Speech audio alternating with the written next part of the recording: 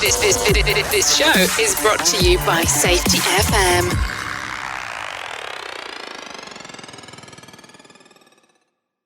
Warning, the following broadcast contains adult language, adult content, frank safety discussions, and stories that might sound unbelievable. But believe me, every one of those stories is true. We didn't start the safety war, but we are going to fight to win it. For our families, for our communities, for our workplaces, and for our lives. Hi, this is Jim Posel. Thanks for coming on over from our LinkedIn or any other platform that we're on. We're going to be talking about today about what is safety. If you're going to be taking one of our classes, this is the first question we always ask. What is safety? We get everybody together in the class and everybody gives us their definition.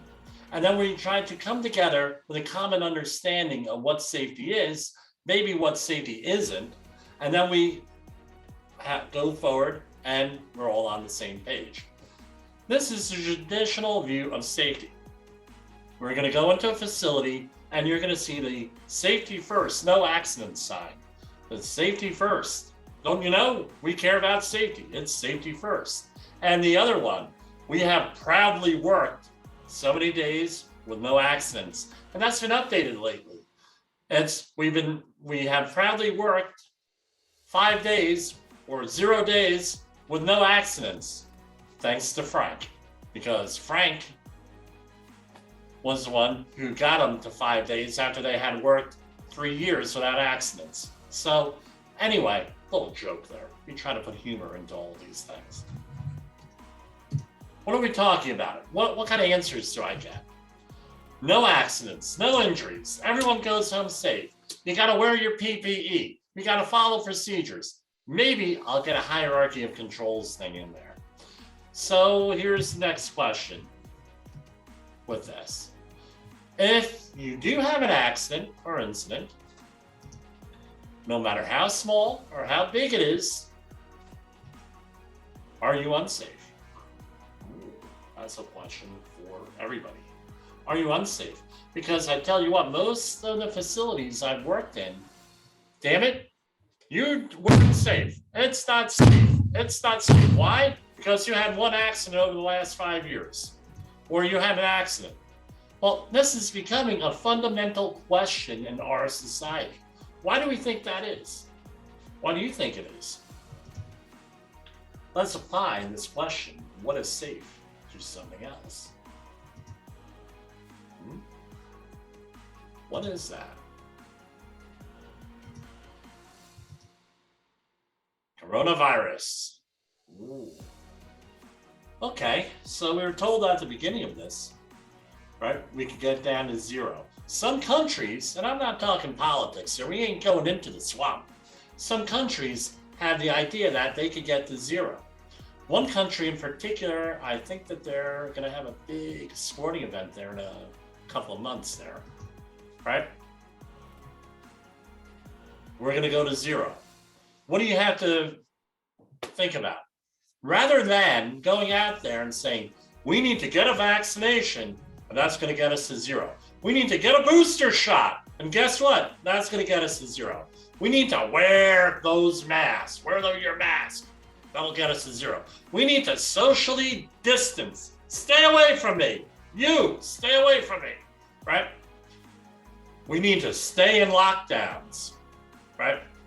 Rather than that, let's talk about something else, right? And you will be safe. Let's go to this. Let's add safeguards. What do you mean, Jim? Well, to make things safer, let's add safeguards. Well, how does this apply? Coronavirus, right, is simple. All those things I just mentioned. Well, we're going to get the vaccinations, we're going to get the booster shots, we're going to wear masks, we're going to socially distance, we're going to do everything else. And guess what? We're going to have a safer situation. We're going to be taking precautions. That's a little bit different than the other way, where, hey, we're going to get to 0. We got to get to 0. You're taking something from the negative into the positive, which is very difficult for most safety professionals. It's a fundamental change. So what are we talking about? It's positive. It's optimistic. Hey, how's that for a safety guy? Being optimistic. You're not beating up your employees. You're not beating up the general public. So how does this apply to the workplace? You have plans. You have a hierarchy of controls. You're going to eliminate unsafe behaviors the best you can. You're going to promote positive behaviors and safe behaviors. You're not beating everybody up. We're having a problem here, especially with this coronavirus thing. Well, he got coronavirus. He must not have been working safe. He must not have been wearing that mask 24/7. And now we find out the masks, right? They finally admitted this. You're a safety person with any experience, you're gonna find out that those little tiny paper masks, right, that they've been promoting, right, like that thing right here, little thing, no rating on them. No, they were put out before the pandemic. I saved this box, right, as a antiviral mask, right? Anyway, long story short, with all this stuff, right, we found out they don't work. Well, usually we're N95. Well, guess who's been saying that from the beginning? Rather than beating people up, let's try to promote things. Some better marketing strategy for safety. And elevate safety. Safety is not used as a weapon against your people. It's meant to elevate it. We're all get along. It's non-adversarial. How's that? Positive behavior. Safety is there to empower people. And it prevents management, this approach, from using safety as a tool to discipline. If you don't wear that mask, you're fired. Oh, by the way, if you're you're a safety person, you don't enforce that mask rule, you're fired. I mean, come on. That's what's going on in the workplaces here. It's not good. So it inserts some type of reality in the situation. We all know if we follow the SKR model of safety, that there's certain error rates depending on where you are in this whole situation. And that error rate means you're going to have certain errors after so much time. And you're not going to get angry and unhappy people. That's my message here. If you want more information, you want us to go and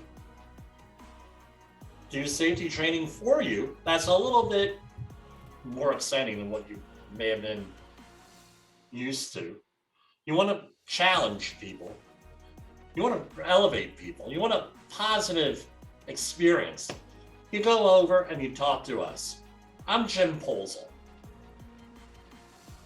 You can contact me at jim@safetywars.com, or you can get me through LinkedIn, Jim Polzel, Poesl, and I'm putting up our phone number right over there. Are you tired of hiring safety consultants and safety professionals that don't have any passion for what they're doing? How about those who have never worked in the field or done the dirty work?